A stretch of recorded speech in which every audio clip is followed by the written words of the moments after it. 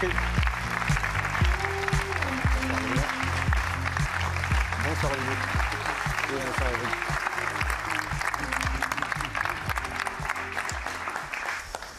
Bonsoir et bienvenue à tous les trois. Voici une partie de l'équipe et le public. Merci d'être avec nous ce soir. Éric, vous avez été élève à Bétharram dans les Pyrénées-Atlantiques entre 1979 et 1982, entre vos 11 ans et vos 14 ans. Olivier, entre 1981 et 1983, entre vos 11 ans et vos 13 ans. Et Adrien, entre 2003 et 2005, entre vos 12 ans et vos 14 ans. Vous faites partie des 130 anciens, j'ai dit 130 anciens élèves de Notre-Dame de Bétharram qui ont déposé plainte pour violence et violences sexuelles. Est-ce que vous vous connaissez entre vous trois? Est-ce que vous étiez déjà rencontrés? On ne s'était jamais rencontrés. On se rencontre ce soir. Vous êtes rencontrés en coulisses. En quelques mots, tous les trois, comment vous êtes retrouvés à Bétharram, Éric? Sur un malentendu. En fait, on m'a placé là-bas, je sais pas, on m'a envoyé chez mon père, parce que je devais être un enfant un peu turbulent, et que je connaissais pas mon père. Et puis lui, la seule solution qu'il a trouvée, c'est de m'envoyer à Bétharram. Et en venant du sud, je venais d'Aubagne, moi. Du coup, le Béarn, c'était... Vous êtes allé de Marseille au Béarn. Voilà, exactement. D'un coup, c'était un peu violent comme changement de culture, de manière de procéder, de toute cette violence autour de moi, et je n'étais pas habitué. Olivier, comment vous êtes retrouvé à Bétharram? En fait, je vivais avec mes parents aux Antilles, en Guadeloupe. Un divorce qui se passait mal et ma mère qui voulait sans doute me protéger de mon père et qui m'envoyait donc chez sa grand-mère à Bayonne, chez ma grand-mère, donc chez sa maman. Et donc, quand on est dans le Pays Basque, quand on doit aller en pension, même si on est un enfant gentil, on va à Bétharram. Adrien, comment vous êtes retrouvé à Bétharram? J'ai eu des mauvais résultats scolaires en 6e, donc mes parents se sont inquiétés. Et Bétharram avait une réputation d'école d'excellence. Donc ils m'ont envoyé là-bas en me disant, voilà, tu vas pouvoir travailler, parce qu'il n'y a rien autour de Bétharram, il y a des montagnes, des forêts, et être remis dans le moule de l'éducation, parce que j'étais un peu tourbillon. Et quand vous arrivez là-bas, vous y arrivez, et vous y restez. Alors, le parquet de Pau a annoncé cet après-midi que 3 hommes soupçonnés de viol aggravé et d'agression sexuelle ont été placés en garde à vue. Ce que nous savons, il s'agit de 3 hommes nés en 1931, 1955 et 1965 pour des faits qui auraient été commis entre 1957 et 2004. Parmi ces 3 personnes interpellées, on évoque le père Lamas, un pion surnommé PM et celui qui est surnommé Cheval. Olivier, qui était celui que vous appelez Cheval? On peut donner son nom. Damien Sager. Damien Sager, c'était un des plus tyranniques de tout ce qu'on pouvait imaginer sur Bétharram. Et il avait ce surnom de Cheval par sa mâchoire très carrée et sa démarche. Et il nous terrorisait. C'était un tyran, c'était un... Enfin, il n'y a pas de mots pour décrire ce genre de personne. Je m'en rappelle encore et je l'ai vu sur l'émission sur TF1 de vos confrères, flouté. À quel moment, à quelle occasion? Sur le reportage de 7 à 8 de vos confrères. Dimanche dernier? Oui. Et vous avez vu mon gabarit, je tremblais comme un enfant. Qu'on ramenait là-bas, je me rappelais mes 11 ans et que je me rappelais justement ces voyages en bus qu'on faisait, nous les externes, de Bayonne à Bétharram et l'arrivée à Bétharram avec un nœud dans le ventre et on avait l'impression d'arriver en prison en fait. Est-ce que vous voulez dire ce qui vous a fait? Mon Dieu, c'était sur 2 années, de 1981-83, c'est le surveillant général, c'est-à-dire tout lui était rapporté, des moindres choses qu'on pouvait avoir fait quand on est un enfant de 11 ans, c'est-à-dire chuchoter, faire tomber un verre par terre à la cantine ou une fourchette ou une cuillère, ou ramener un livre. J'étais fan de Picsou Magazine à l'époque, et quand il lui était rapporté qu'on amenait ce genre de petits livres, on était attendus en fait, surtout nous les externes. Il y avait 2 mondes à Bétharram, c'était les externes et les internes. Oui, vous étiez interne. Hein? Et j'étais interne. Interne, oui, d'accord. Et en fait, on avait très très peur de ce qui nous attendait parce que c'était C'était lui qui nous gardait, qui faisait ses rondes au milieu de la nuit. Tout se faisait au milieu de la nuit. Rien ne se faisait à la vue des autres, en fait. Toutes nos histoires, en fait, on a toujours l'impression d'avoir été seuls. Moi, je ne me rappelle pas avoir vu d'autres enfants. Pour moi, j'étais le seul. Et donc vous le gardiez pour vous, du coup? Oui, ben, il valait mieux. Sinon, on avait le triple le lendemain ou la semaine suivante quand on revenait. Dans l'infirmerie, ils vous soignaient? Oui. Ça veut dire quoi? Après nous avoir fait du mal, quand on passait des heures entières sur le perron, c'était la punition à l'époque à Bétarame. On était blessés, on était meurtris, on avait des coups. Ce perron-là, c'est ça? Absolument, oui. Ouais.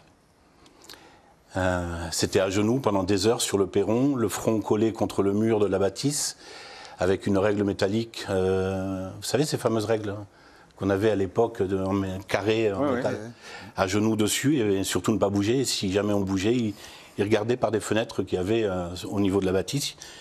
Et jamais à la même fenêtre, donc si on avait bougé, on prenait une demi-heure de plus. Si on bougeait encore, on prenait une demi-heure de plus. Et puis si ça ne suffisait pas, ben, ils nous mettaient le reste sur le perron lui-même. Et dans l'infirmerie? Dans l'infirmerie, il réparait ses méfaits, mais il avait la... Je me rappellerai toujours, il m'a dit, tu te rappelles... Il réparait ses méfaits, il vous agressait sexuellement? Ah, ça venait après. En fait, si vous voulez, c'était pour soigner ce qu'il nous avait fait quand on était sur le perron et qu'on était sur les règles. Ou quand il nous donnait des coups, on était forcément marqués. Et au niveau des genoux, on pouvait être abîmé, on était en sang. Les doigts, on les avait en sang parce qu'il nous donnait des coups de règles métalliques sur les doigts et il nous soignait. Et à l'infirmerie, donc, il m'amenait et il me disait « T'as vu ce que tu m'as obligé à faire? T'as vu ce que tu m'as obligé à faire ?» Donc, il me soignait. Et puis, à côté de ça, bien sûr, ça donnait à des actes pas terrible. J'ai encore du mal à prononcer le mot. C'est Alain Esquer qui m'a fait m'en rendre compte. Mais il se retrouvait devant moi à me soigner les genoux et puis à m'embrasser. Je le disais à ma grand-mère à l'époque, mais elle me traitait de menteur. Il m'embrassait le zizi. Et il m'embrassait de force. Je me rappellerai toujours de son haleine. J'ai beaucoup de mal aujourd'hui avec les odeurs des gens, en fait. C'est quelque chose qui est resté marqué, qui restera gravé, je pense, toute ma vie. Éric, quand j'ai parlé des 3 personnes qui ont été interpellées, j'ai entendu que vous avez fait un signe. Je ne sais pas si c'est sur le père Lamas, le pion surnommé PM, ou alors sur ce fameux cheval. Moi, je sais que le père Lamas, il a été reconnu pédophile, pas sur ma personne. Moi, je peux le dire, c'est Caricard, qui a bien joué avec moi, qui m'a pris pour son sextoy. Mais Lamas, il a été reconnu... Le prêtre dont on parle beaucoup ces derniers jours et qui s'est suicidé. Oui. Et qui avait été exfiltré au Vatican. Oui, après quelques jours de prison. On ne sait pas comment... On peut violer des enfants, être reconnu violeur par la justice, mais on les laisse partir. Alors je ne sais pas ce que c'était le truchement du machin... Comment ça se fait que quelqu'un qui est un violeur d'enfants reconnu en tant que tel, il sorte de prison, quoi. La justice ne fait pas son travail. Je sais pas, on ne protège pas nos enfants. Enfin, on ne protège pas les enfants ici. Vous avez dit, il me prenait pour son sextoy. Ah oui. Il a beaucoup joué avec moi. Puis il venait me chercher, parce que j'arrivais de Toulouse, en fait. Mon père habitait à Toulouse, donc je prenais le train et je venais le dimanche soir à Bétarame. Par manque de chance, c'était Caricard qui venait me chercher. Alors s'il y avait un autre élève dans le train qui montait à Tarbes, je m'en sortais bien. Et s'il n'y avait personne, eh ben, c'était un arrêt forcé. Obligé de lui faire une fellation. Si je ne voulais pas, il me bouchait le nez. C'est un peu compliqué de respirer dans ces cas-là, vous n'avez pas le choix. C'était dur. C'était dur, donc j'ai tout fait pour aller à l'infirmerie aussi. J'ai fait tous les trucs possibles pour aller être malade et tout, mais il m'a poursuivi même à l'infirmerie. Si jamais vous étiez tout seul, je crois qu'il y avait 6 lits à l'infirmerie, 6, ouais, je crois. Et si j'étais tout seul, voilà, c'était la traque. Olivier parlait de l'odeur de cheval, et je crois que vous évoquez la même chose avec l'odeur de cette personne, son parfum. Je l'ai encore dans le nez, et quand je croise quelqu'un qui a ce parfum, je ne suis pas bien. Est-ce qu'il avait des cibles? Oui, des mecs perdus comme moi, loin de leur famille, qui ne sont pas dans leur région, qui sont loin Moi, je vivais avec ma mère dans l'amour, mes grands-parents, et je tombe dans un endroit comme ça. Vous avez su quand il a été arrêté, ou vous l'avez su bien après ou... Non, parce que j'ai quitté la région et c'est resté beaucoup intramuros ce qui se passait à Bétarame. Tout le monde le savait, entre Bordeaux, Bayonne et toutes ces villes, mais dans le sud, nous, on n'en savait rien. Du coup, j'ai pas... Et quand vous dites tout le monde le savait, vous parlez des agressions physiques ou des agressions sexuelles? Est-ce que tout le monde était au courant? Pour la violence, tout le monde était au courant que c'était très violent.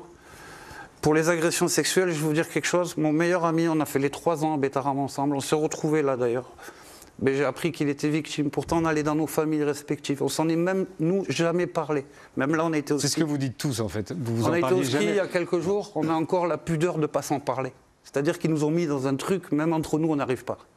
Ils nous terrorisaient. Ils nous terrorisaient. Il ne fallait surtout pas en parler à nos victimes, à nos familles. Si on en parlait, on prenait le reste la semaine qui suivait. On était terrorisés. Adrien, vous étiez à Bétarame entre 2003 et 2005. Vous avez aujourd'hui 33 ans. Vous avez déposé plainte l'année dernière. Vous accusez des élèves et des membres du personnel, dont le directeur et le CPE, de violence et de violence sexuelle. La prescription pourrait être écartée dans votre cas. Votre plainte va donc servir. C'était un peu mon but. Ça nous a détruits là-bas. Il faut se reconstruire, c'est un travail de tous les jours pour se relever. On aurait pu, on a eu une discussion là encore aujourd'hui sur notre groupe, le cercle de la violence a été cassé avec beaucoup d'entre nous.